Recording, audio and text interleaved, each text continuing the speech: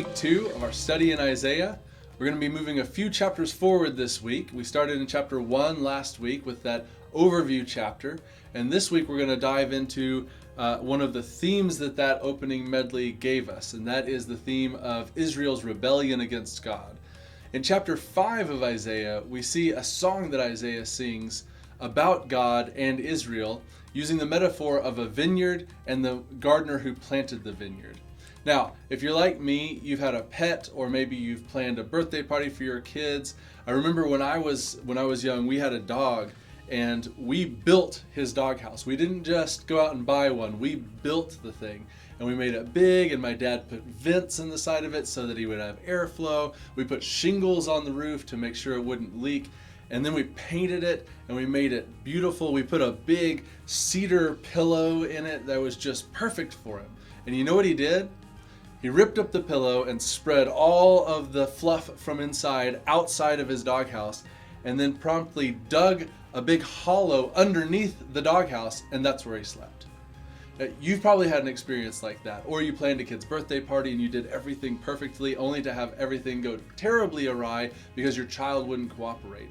And that's the kind of thing that God is talking about in this vineyard. When he planted it, he got it prepared and made it so that the vines in this vineyard should grow and produce good things. And he says the problem is they didn't produce anything good. In fact, what they produced was worthless. And then Isaiah is going to shift and directly talk to the leaders of Israel and the people of Israel, saying, here's what you should have been, but here's what you are. And woe to the person who is this way when you should have been this way. And God's going to ask of the people, what more could I do for you? What's left for me to do for you but to let calamity run its course? And this is a huge theme both in Isaiah and the rest of Scripture, that often what we get is in line with our behavior and not in line with what we say we want. And so when we behave in a way that says this is what we actually want, even though our words may say I want good things, we behave in a way that says I actually want bad things.